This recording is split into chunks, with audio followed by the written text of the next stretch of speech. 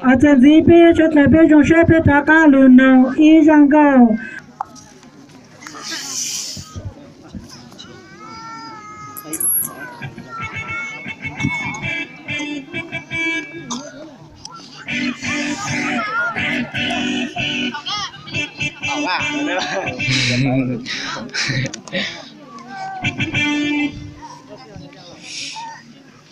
lúc nọ thế hay lúc nọ học sợ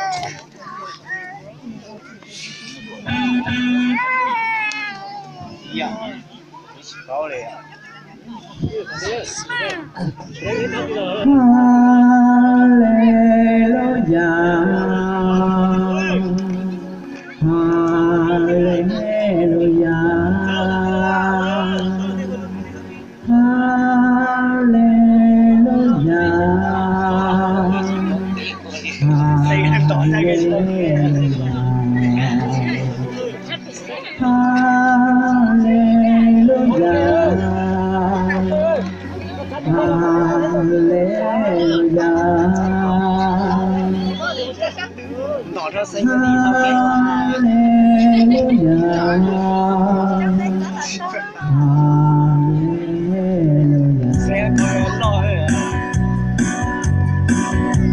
cho phép lối cho bạn con ta vừa chỉ nhỏ dù chưa dòng gió hoa lúc ta vừa có một chiều ngờ hào hùng cứ chỉ nô chỉ bao giờ sẽ đua ai già đào cao to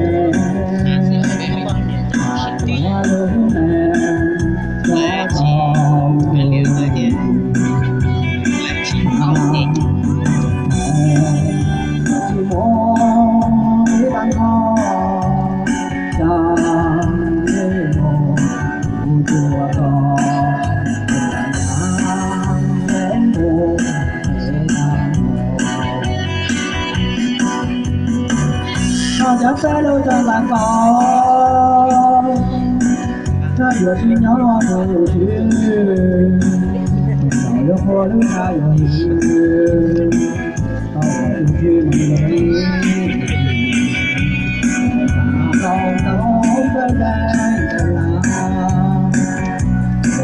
ai muốn tao ai muốn nào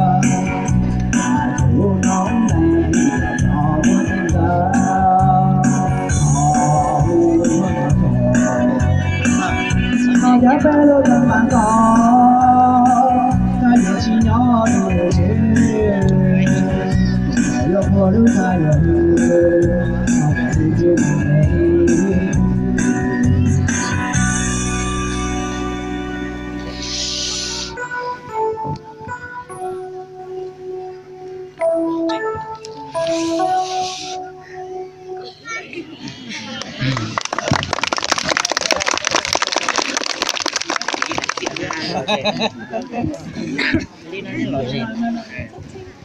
đi nữa rồi chỉ để lấy chỉ cười chuẩn gì nói về cho cả luôn nào ý rằng câu chuẩn gì rằng câu một lúc về thì thảo cú hư chú câu lúc về từ hư nhận tao sinh ra thảo chơi cho tung xài lùa lùa có dễ dãi ra nào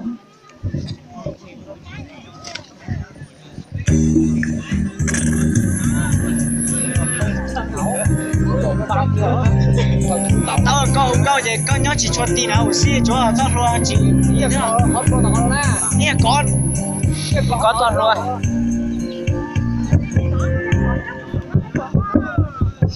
tao nên là anh ấy sắp chú xí rồi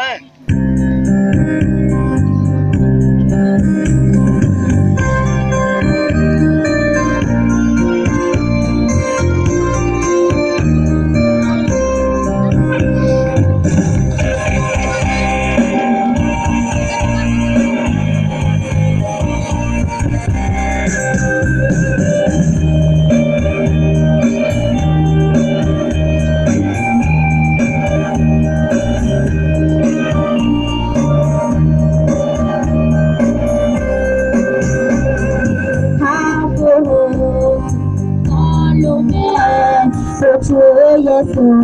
Nazareth, Haguru tu kalume, Papa dina dan saite. Haguru tu kalume, Papa dina ke tonye. Haguru tu kalume, Yesu tu yao shen. Haguru tu kalume, Papa kuma tu keja. Haguru tu kalume, Papa kuma tu kema. Saya tu dua salo, kalu. Saya tu nila tu.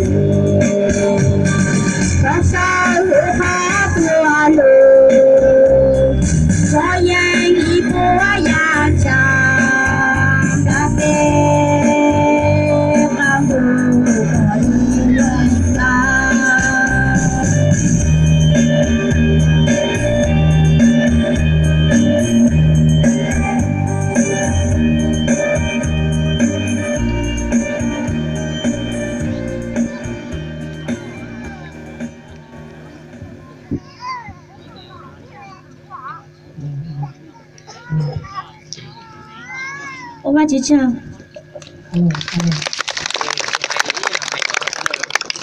để lấy cái phóng của họ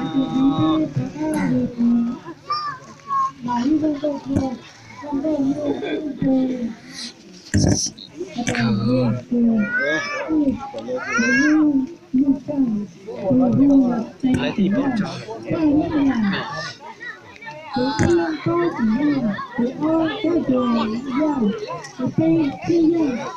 cho nó tầm lo là gì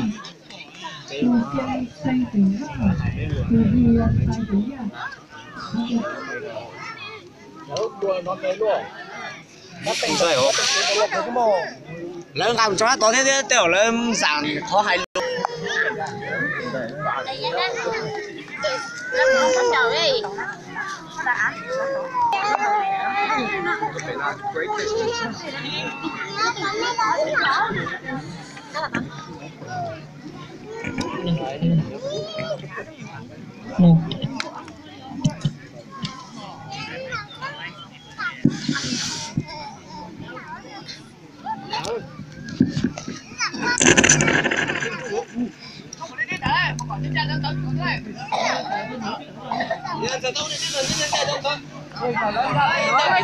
Rồi đến đâu thì đang công tác đó. Lo bé, lo bé.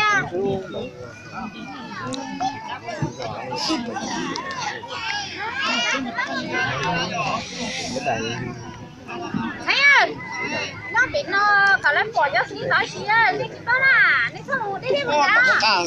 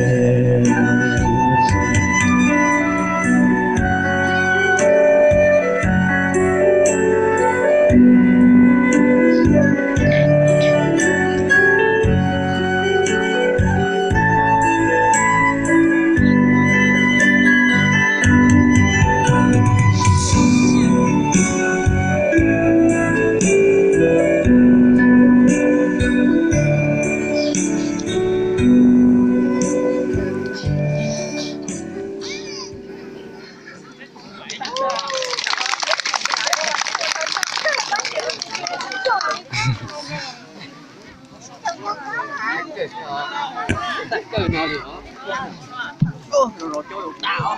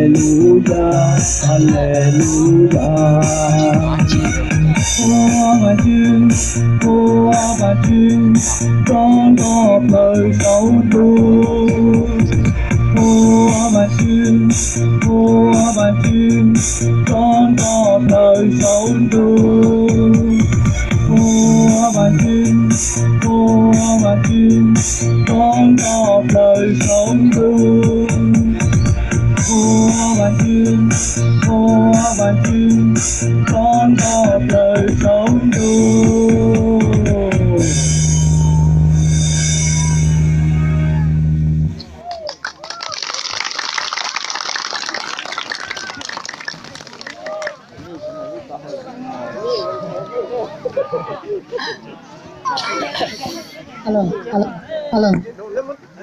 Mà lên bề để tư hãng trả trời. Tư hãng giờ sử dụng bao nhiêu nhà từ yên có sử dụng từ bên từ pla sử dụng từ chia sử dụng từ trời cả sử dụng.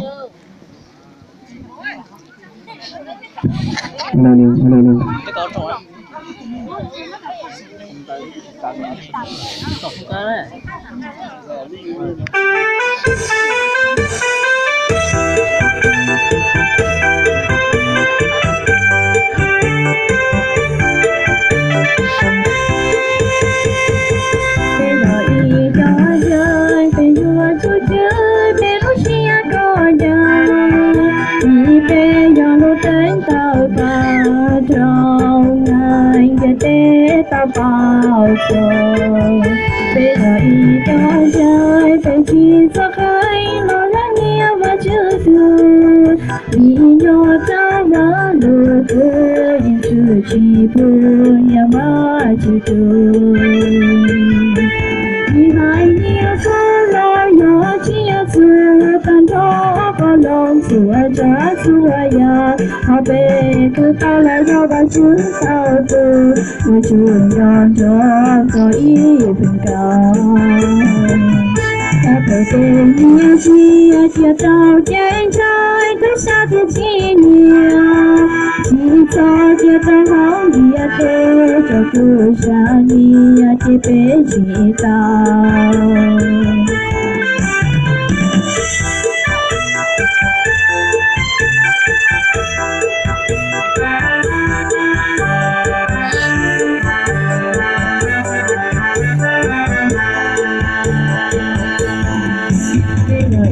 cho trái về chi gió hơi nói lắm nhiều và chưa đủ vì nhỏ trao mà bồ cô giờ chỉ bơ nhà đó chỉ từ ngày nhiều cô lo nhỏ chia sẻ tan cho có lâu sửa giá thua ya ta về cứ tao lo yo và chứ tao thua rồi chưa giòn giòn có ý cao